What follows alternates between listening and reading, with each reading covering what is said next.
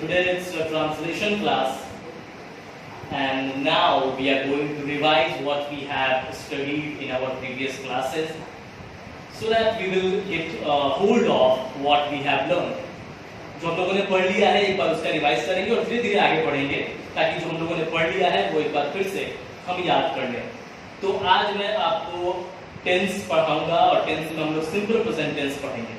सबसे पहले हम लोग जानते हैं tense. What is tense? Tense is an action of time. समय की क्रिया को काल कहते हैं। और टेंस के तीन काइंड्स होते हैं, जैसा कि हम लोग जानते हैं। प्रेजेंट टेंस जिसको वर्तमान काल कहते हैं, पास्ट टेंस जिसको भूतकाल कहते हैं, और फ्यूचर टेंस जिसको भविष्य काल कहते हैं। ये तीन तरह के काइंड्स होते हैं इसके। या तो हम अभी काम कर रहे हैं, या काम कर रहे थे, या काम करेंगे। ये तीन चीजें होती हैं।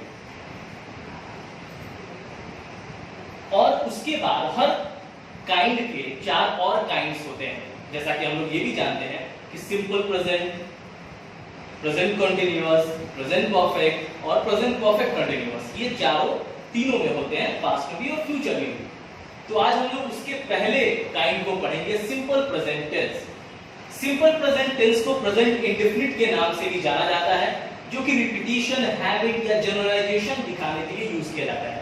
जैसे कि हम लोग कहते हैं कि मैं विद्यालय जाता हूं। ये क्या है? ये हमारी हैबिट है, जो हम लोग काम डेली करते हैं। वो दिखाने के लिए हम लोग सिंपल प्रेजेंट टेंस का यूज करते हैं। एक चीज हम लोग और जानते हैं कि हिंदी के शब्दों को कैसे पहचानेंगे। तो आखिरी में ता है, ती है, ते है अगर रहेगा तो वो सिंपल प्रेजेंट टेंस के नियम के अनुसार बनेगा। Less commonly, the simple present can be used to talk about scheduled actions in the near future and in some cases action happening now.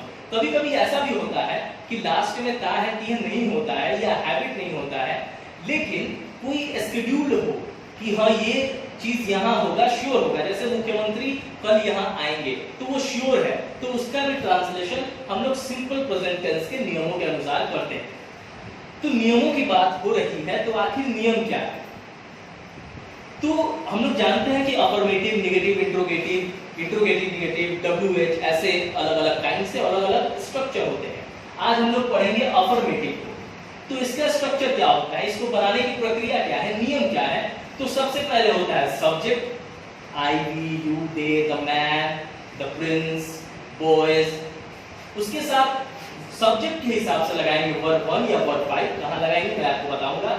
और उसके बाद अदर वर्ड का यूज करते हैं, या फिर ऑब्जेक्ट अगर रहेगा तो ऑब्जेक्ट का यूज करते हैं। अब सवाल आता है कि वर्ब 1 या वर्ब 5 किसके साथ यूज करते हैं? तो जब भी ही, शी, इट, कोई एक नाम, एक चीज हो तो वर्ब 5 जो कि वर्ब का एसईएस फॉर्म है उसे यूज करते हैं। और जब भी आई, वी, यू, दे, नेम्स, एक से ज्यादा नाम, एक से ज्यादा चीज हो तो वहां पे वर्ब 1 जो कि बेसिक फॉर्म होता है वर्ब का, उसे यूज करते हैं। जैसे गो का एग्जांपल लेते हैं, तो go verb 1, went verb 2, gone verb 3, going verb 4, goes verb 5। तो ये 5 फॉर्म्स है वर्ब के। तो जब he, she, it, name, thing की बात करेंगे तो वर्ब 5। जब I, we, you, they, names, things की बात करेंगे तो वर्ब 1। एग्जांपल्स हम लोग समझेंगे तो और भी चीजें क्लियर होंगी। सिंपल प्रेजेंट टेंस की बात करते हैं। तो जैसा कि हम लोग जानते हैं ता है, ती है, ते है वाक्यों के अंत में रहता है। तो यहाँ देखिए ता है, ती है, ते हो, ते हैं, ये है। तो मैं अपना पाठ याद करता हूं, ठीक है, ये एक वाक्य है। हम लोगों ने ता है, ती है से हम लोगों ने समझ लिया कि ये सिंपल प्रेजेंट टेंस है। अब इसे बनाने की प्रक्रिया, जो कि स्ट्रक्चर क्या है, सब्जेक्ट प्लस वर्ब 1 या वर्ब 5 प्लस ऑब्जेक्ट। तो हम लोगों ने सब्जेक्ट क्या है, जो करता है, जो काम कर रहा है, कौन सा काम कर रहा है, तो मैं का आई हम लोगों ने लिख दिया। अब वर्ब हम लोग ढूंढेंगे, वर्ब कहाँ है, तो याद करना। याद करना का रिवाइज भी, रिमेंबर भी, मेमोराइज भी, यहाँ लर्न की बात करते हैं। तो सब्जेक्ट प्लस वर्ब 1 क्यों लिख रहे हैं? क्योंकि आई, वी, यू, दे, इन शब्दों के साथ हम लोग वर्ब 1 का इस्तेमाल करते हैं। वो हो गया। अपना का हो जाएगा आई के अकॉर्डिंग माई, और पार्ट का हो जाएगा लेशन। तो आई लर्न माई लेशन। ये क्लियर? सीता एक मधुर गाना गाती है। तो अब यहाँ पे ती है, सिंपल प्रेजेंट टेंस। सीता, क्योंकि सीता यहाँ पे काम कर रही है, तो सीता सब्जेक्ट वर्ब ढूंढेंगे तो गाती, गाती का होता है सिंग। अब सिंग लिखेंगे या सिंग्स लिखेंगे तो देखेंगे कि सीता, ही, शी, इट एक नाम के अंतर्गत आता है, उसके अंदर आता है, तो हम लोग वर्ब 5 लगाएंगे। तो सीता सिंग्स, एक है तो ए, और मधुर गाना है तो स्वीट सॉन्ग। ऐसे ही तुम एक पत्र लिखते हो तो यू के साथ वर्ब 1 अदर वर्ड। वे अपना पाठ याद करते हैं, दे के साथ वर्ब 1 अदर वर्ड। ये हुआ आपका सिंपल प्रेजेंट टेंस। जैसा कि हम लोग जानते हैं स्टूडेंट्स, तो ये हमें समझने में और आसानी हुई होगी। अब मैं कुछ वाक्य इससे आपको दूंगा जो आपको बनाना है। होमवर्क, ये आपका 10 सेंटेंसेस है जिसे आपको ट्रांसलेट करना है इंग्लिश में according to the rule of simple present tense. अब यहाँ पे आप क्या कर सकते हैं, तो आपके पास दो उपाय हैं। या तो आप इसका स्क्रीनशॉट ले लीजिए, you know how to take a screenshot. Screenshot लेने के बाद इसे आप कॉपी में आराम से लिख के उसका ट्रांसलेशन करके अपने रिस्पेक्टेड ग्रुप में पोस्ट कर देंगे।